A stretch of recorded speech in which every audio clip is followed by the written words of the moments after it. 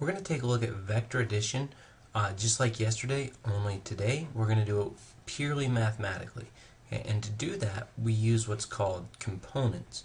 Now let's go ahead and start a vector addition problem.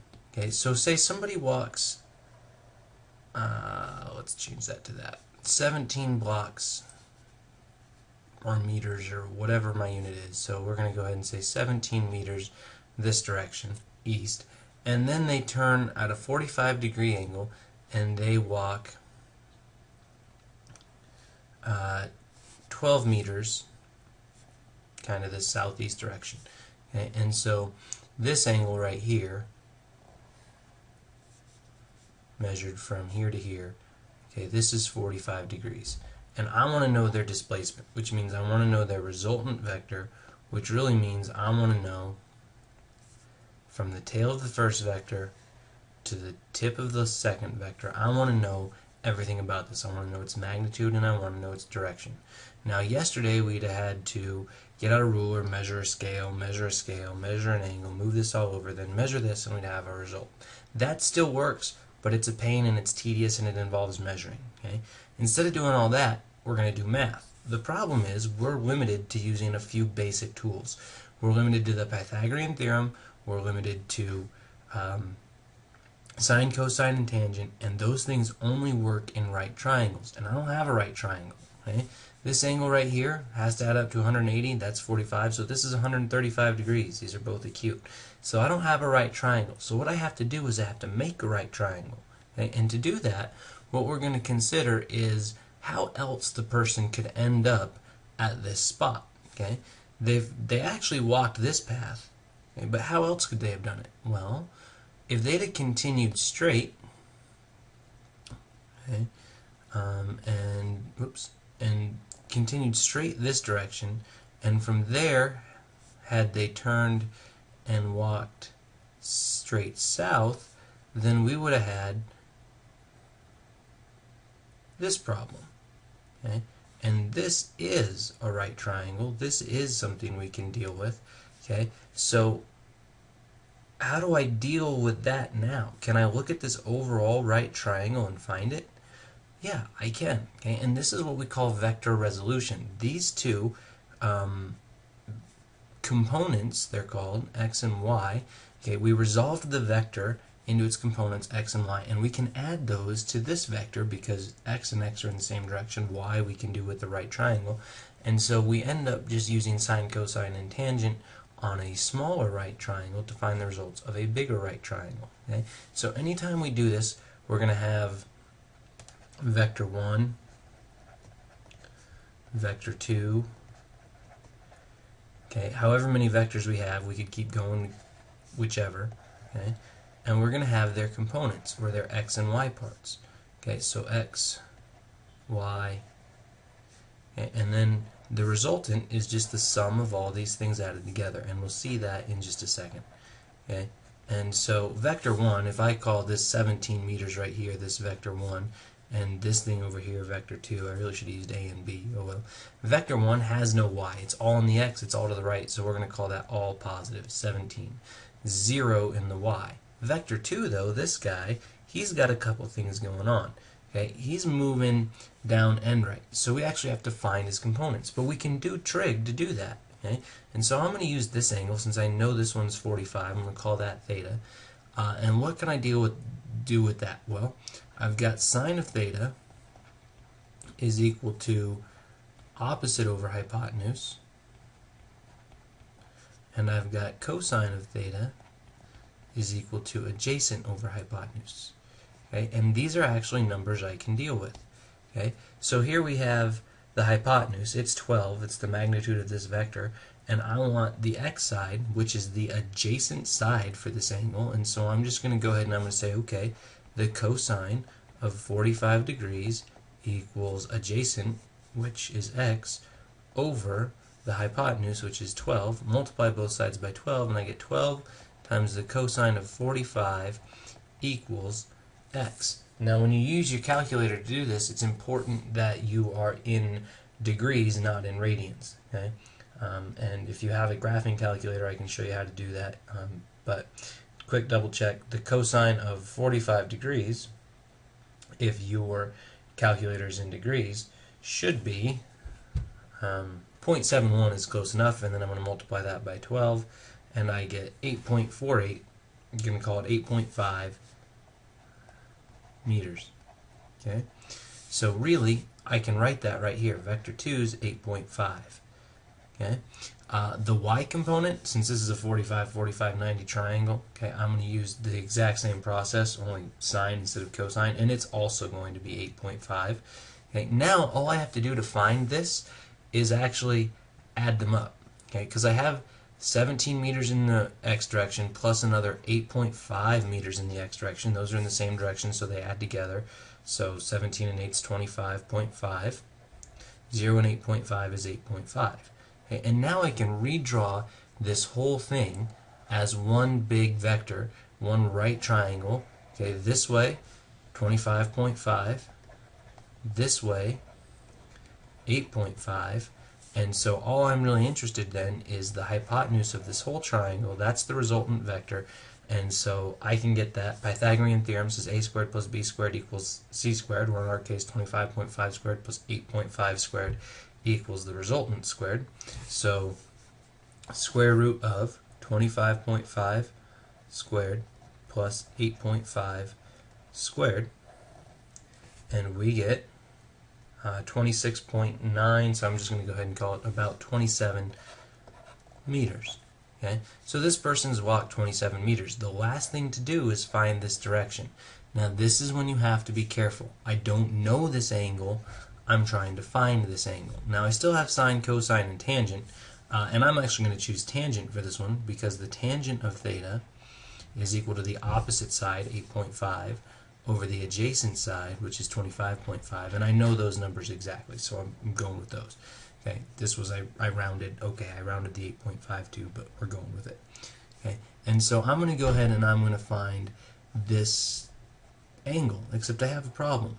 Okay, I want theta, and I'm going to end up with this ratio. I want this angle, but the tangent's applied to that angle. Okay, so what would you do if I had x squared equals whatever, 16?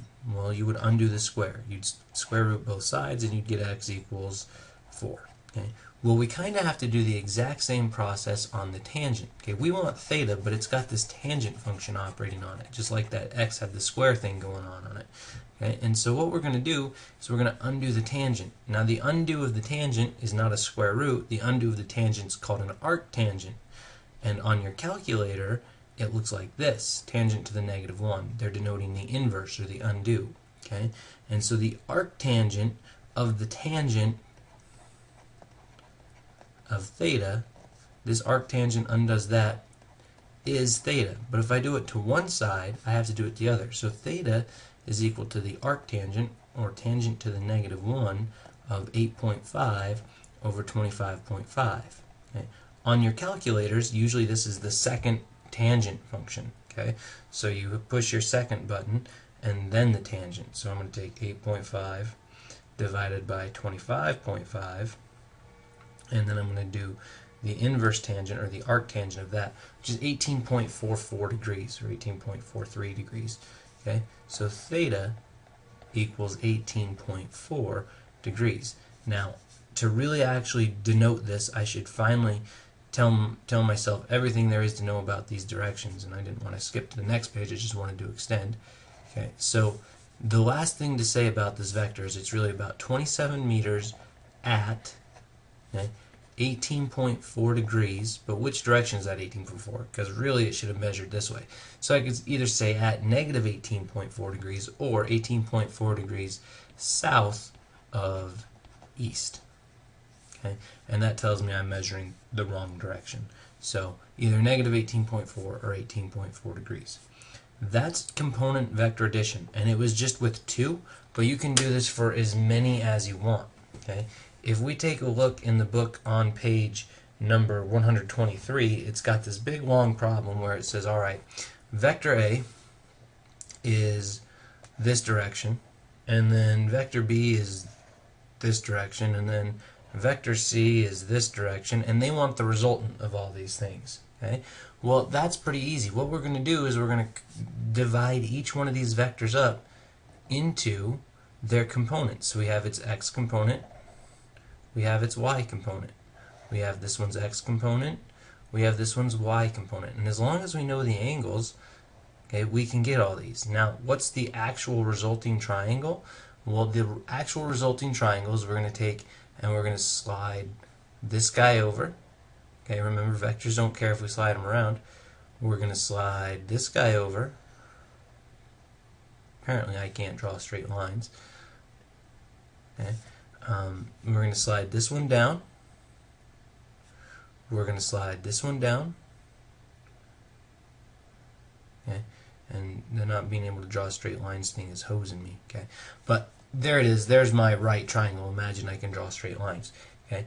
And so the resultant doesn't matter that we moved all these around. Okay. The resultant is still from the tail of the first one to the tip of the last one, and so we'd go from here all the way up to there, and so we can look at this whole right triangle instead of these zigzaggy vectors.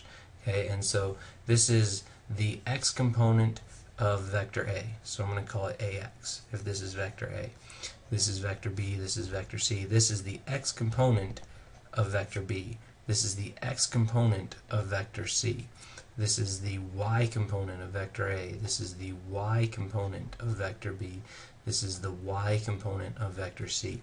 And we just add all the y's together, we add all the x's together, and we end up with this resultant triangle. Okay. I'm going to do one more example problem, and then I'm going to turn you guys loose to do a few exercises out of the book. Okay. And so the problem I'm going to do is actually number 6 on page 125. Okay? And there's a picture of a treehouse and a whole bunch of stuff going on, and I kind of want to work through, because if we do a hard one, then you guys can do all the easy ones, right? So it says 2 people are going to sleep overnight in their treehouse and are using some ropes to pull up a box containing their pillows and blankets, which have a total mass of 3.2 kilograms. So we have a box down here, 3.2 kilograms. Okay. The girls stand on different branches in their treehouse, and they both pull using the forces and angles indicated. There's a picture. I'll draw it for you in a minute. Okay. Find the x and y components of the net force on the box. Hint, draw a free body diagram so that you do not leave out a force. Okay, so here's my box, and we're supposed to find everything else going on about it. Okay, well, we've got one girl who's pulling, let me draw a straight line, so we'll go with this tool. We've got one girl who's pulling this way, okay, and another girl who's pulling this way. Okay? And what I know from the picture is that this is 17.7 newtons, and this is 20.4 newtons. So my vectors aren't to scale, but oh well. I know that this angle, measured from the positive x-axis right here, I know this angle is 55 degrees. Okay? I know that this angle, also measured from the positive x-axis, is 120 degrees. Okay? And we're supposed to find the magnitude of the net force, essentially. It says find the x and y components. But I want two things, I guess. I want the x and y components as well as the net force acting on this. Now, we've got to be very, very careful. Okay? These guys are hauling this thing up in a treehouse. Why do they have to pull up against anything at all? Well, there is one more force acting on here. We can't ignore gravity. Okay? And so I'm going to draw in my gravitational force, this one right here. This is Fg, okay, force due to gravity. So now I'm going to call this vector A. I'm going to call this vector B, and I'm going to call this vector C. And all I have to do is find all the little parts and pieces that make up these vectors, add them together, and I'll have the vector components, and I can get the net force acting on this block. Okay, and so vector A, vector B, and vector C. All right. And I'm going to need the x parts and the y parts for each one of those. And then I'll be able to add them all up to get the resultant. Okay, well, let's start with vector A. Okay, vector A is right here. I know this angle is 120. I know this is 20.4. How do I get the x and y components? First thing I always like to do is draw in my triangle so I can take a look at what's actually happening. Okay, and so to me, I've got the x part this way, and I've got the y part this way. Those are the two components that make up this triangle. And I know that this angle right here is 120. Now I can use that angle and I can keep track of my sine that way, but I like to look at the acute triangle, this right triangle here. So I'm actually going to go ahead and I'm going to say this whole angle is a little straight line, so this must be 60 degrees. Okay, and so then over here I'm going to deal with triangle A. Okay, and so I'm going to redraw it. I've got this side, and this side. And I know this side is 20.4, and I know this angle is 60 degrees. Okay, and all I want is the x and y parts of this. So if I use cosine, the cosine of 60 degrees is equal to adjacent x over hypotenuse, 20.4, and so I can just say 20.4 times the cosine of 60 equals x, which equals 10.2 is the magnitude of the x on vector A, but I have to be very, very, very careful. It's pointing left. This vector's to the left. Okay, so I'm going to assign to the left to be negative. Okay, so this is really negative 10.2. Now, if you actually use the cosine of 120, which is the correct angle here, since angles are supposed to be measured from positive x, you'd actually get negative 10.2. Okay, I like to use the picture to keep track of it. If you want to use the angles, you can. Okay. Last thing to do in this triangle is find y, and for that I'm going to use sine. The sine of 60 degrees is equal to the opposite side over the hypotenuse, 20.4, and so then it's just going to be 60 sine, or the sine of 60, times 20.4, and this one doesn't work out to be nearly as nice, 17.7, and this is positive because it's pulling up, so this way is positive in y. So 17.7 is the net force in A in the y direction. Repeat the process for B. Okay, so vector B was this triangle. This is 17.7. This angle right here is 55 degrees, and these two components are right here. So I'm going to use 17.7 cosine 55 to get the x, and 17.7 sine 55 to get the y. So 55 sine times 17.7 equals 14.5, and that's the y. 14.5 is 10.15, so 10.2. That's interesting. Okay, negative 10.2, positive 10.2. So this vector is actually going to end up canceling the left one with the right one, and so the net force is just going to be in y. And so I've got 1755, awesome, that's taken care of. So the only thing left here is vector C. Of course, there is no x component in vector C, there's only a y because gravity's pulling straight down. This is 3.2 times 9.8, 3.2 times 9.8, but it is pulling down, so it's a negative 9.8. So this is really negative 31.6. Now all I have to do to get my resultant vector is add all of these guys up. Well, 10.2 minus 10.2 is 0, so there is none in the x. 17.7 plus 14.5 minus 31.6, and that equals 0.6. And so my resultant vector is actually just a little bit of a force, 0.6 newtons up, and the whole problem comes down to that thing. Okay, so the net force in x was equal to 0. The net force in y is equal to 0.6 newtons, and we're done. Okay, what I want you guys to do is I want you to do the rest of those problems in the practice problem box. So 5 through 10, I just did number 6. So that makes your assignment 5 through 10, page 125. Okay, good luck. Let me know if you have questions.